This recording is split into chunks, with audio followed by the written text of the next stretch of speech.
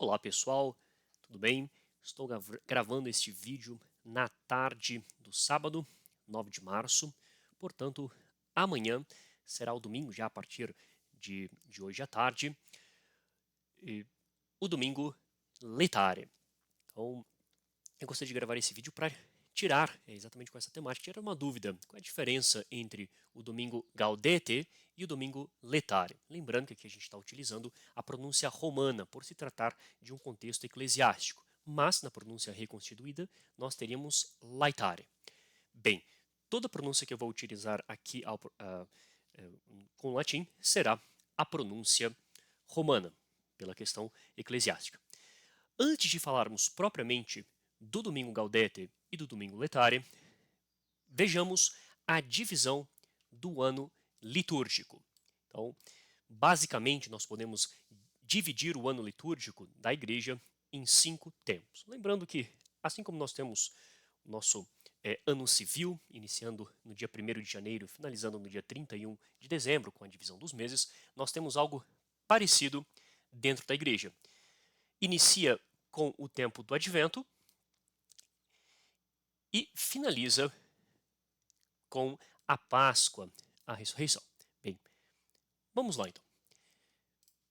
O advento simboliza a vinda do Cristo. Então é um momento de preparação e a cor que se utiliza, os paramentos, é a cor roxa ou violeta, que indica penitência. O mesmo ocorre no tempo da quaresma, cuja cor que nós vamos utilizar é a roxa ou violeta. São preparações. O advento é a preparação para o Natal, o nascimento de Cristo, e a quaresma é a preparação para a Páscoa, a ressurreição de Cristo. E entre um momento e outro nós temos o tempo comum, que é a maior parte do tempo na igreja. A cor utilizada é o verde.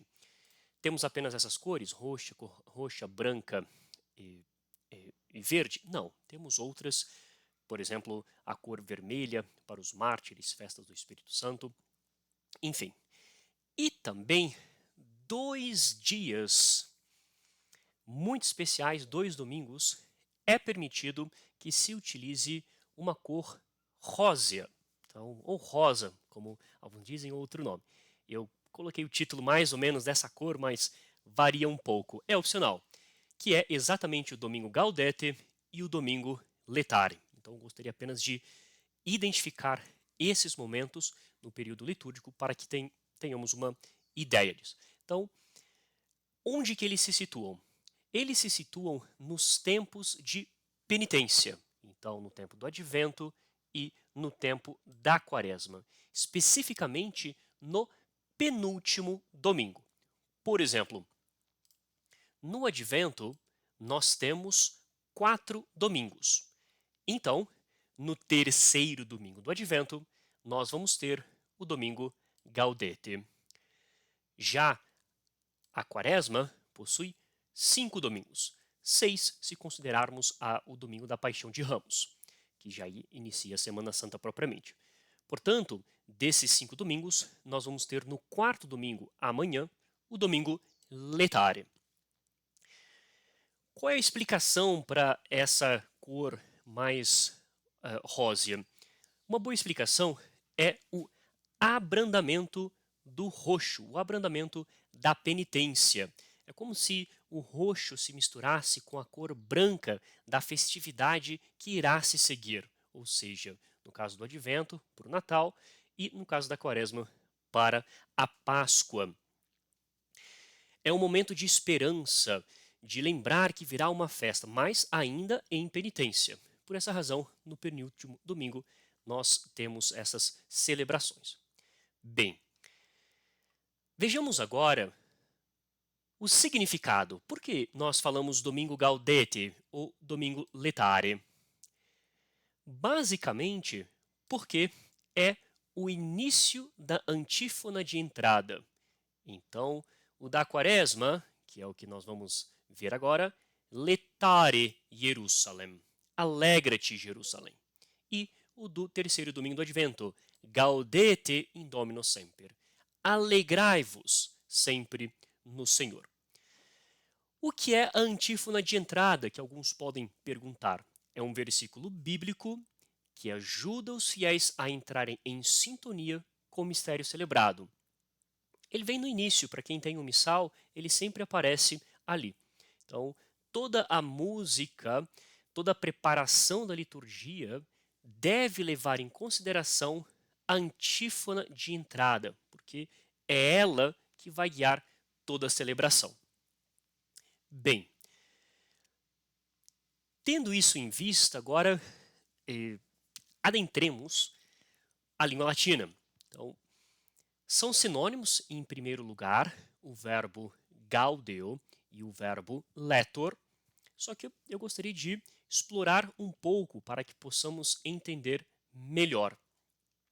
Por que aqui, por exemplo, está gaudete com essa terminação e aqui letare com essa terminação? Então, a minha recomendação é que estudemos o imperativo latino. Não vou tratar sobre tudo aqui, mas eu vou até deixar o link. Esse material que eu tenho em PDF, eu vou colocar na descrição do vídeo e com o link também do curso que nós tivemos, Introdução ao Latim da Vulgata, especificamente o módulo 2, mais concretamente a aula 4, que trata sobre o imperativo. O imperativo é o modo da ordem, como você dá uma ordem a alguém. Então, aqui eu trouxe também na verdade, 5 verbos das 4 conjugações: primeira, segunda, terceira conjugação A, terceira conjugação B e quarta conjugação, que são os modelos. E acrescentei também os 2 verbos que aparecem nessas antífonas: o verbo gaudeo e o verbo letor. Ambos verbos possuem particularidades. Em primeiro lugar, o verbo gaudeo, gaudeo, gaudes, gaudere, gauisso sum, é um verbo de segunda conjugação. No curso nós falamos também sobre os tempos primitivos, como identificar a conjugação, e é um verbo semidepoente. O que significa dizer que um verbo é depoente? Que ele tem a forma passiva, a escrita dele é passiva, só que o significado é ativo. Isso na língua latina. Não necessariamente o fato de um verbo ser depoente no latim não necessariamente significa que ele será assim em português. Então, é semidepoente por quê? Porque o passado, o perfectum dele, como a gente pode ver aqui, gauisso sum, pelos tempos primitivos, indica que essa forma de perfectum será depoente. Agora, a formativa, agora o infectum é normal, não sofre nenhuma modificação.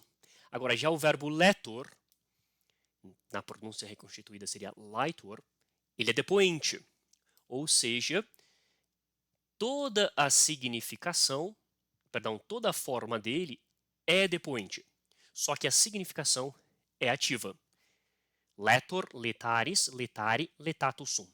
Muito bem, tendo isso em vista, ou seja, sabendo que o gaudeo é de segunda conjugação, é um verbo semidepoente, e que o letor, e aqui sim isso é importante, é um verbo de primeira conjugação, mas é depoente, ou seja, a forma vai ser passiva e significação ativa, vamos dar uma olhada no quadro do imperativo presente. Então, o que nós temos aqui? Nós temos as conjugações, as 4 conjugações, e a divisão de terceira A e terceira B, e as 2 vozes. Nós temos a voz ativa e a voz passiva. Eu coloquei aqui barra forma depoente, porque os verbos depoentes, eles têm o formato da voz ativa, da voz passiva, embora a significação seja ativa. Então, nós temos aqui segunda pessoa do singular, segunda do plural, por exemplo, ama, ama, amate, amai. No português a gente fala também ame, você, e amem vocês, enfim, aqui no Brasil sobretudo. E a passiva, se tu amado, amare, se de vós amados, amamini. Então essa é a forma passiva do imperativo presente. O que nos interessa? Nos interessa na voz ativa a segunda conjugação, e até coloquei o verbo aqui, gaude, alegra, né? Na verdade a gente fala alegra-te, e gaudete, alegrai, alegrai-vos, que é exatamente o que vai aparecer na nossa antífona. Bem, e aqui na voz passiva, por ser um verbo depoente, eu coloquei aqui letare, letamine. que é o que vai aparecer para a gente aqui, alegrai-vos, letamine, alegrai-vos. Bem, então, nós vamos ter gaudete in domino semper. Alegrai-vos sempre no Senhor. Terceiro domingo do Advento, alegrai-vos sempre no Senhor. E amanhã, na celebração de agora, nós teremos Letare Jerusalem. Alegra-te, Jerusalém. Então aqui alegrai-vos, vós, tá na segunda pessoa do plural, e aqui segunda pessoa do singular, alegra-te, Jerusalém. Letare, perdão, aqui que eu deveria apagar, né, esse daqui, né? Letame, que aparece letare. Bem, gaudete e letare. Alegra-te, Jerusalém. São sinônimos, então não precisa se preocupar com isso, mas saibam que um é semidepoente e o outro é depoente, por isso que nós temos essa diferença. Além do mais, na própria antífona, um está na segunda pessoa do plural, gaudete. Então, gaudete in domino semper, iterum dico, gaudete. Alegrai-vos sempre no Senhor. Repito, alegrai-vos. E o de amanhã da Quaresma, quarto domingo da Quaresma. Letare Jerusalem et conventum facite omnes qui diligites eam. Gaudete cum laetitia qui in tristitia fuistis, ut exultetis et satiemini ab uberibus consolationis vestre. Então aqui eu utilizei a pronúncia romana. Alegra-te, Jerusalém, reuni-vos, vós todos que a amais. Vós que estáis tristes, exultai de alegria. Saciai-vos com a abundância de suas consolações. Espero que vocês possam, da próxima vez que escutarem o termo domingo gaudete e domingo letare, terem uma consciência maior desse significado, não só no quesito da liturgia, mas também da língua latina, no quesito gramatical. Muito obrigado.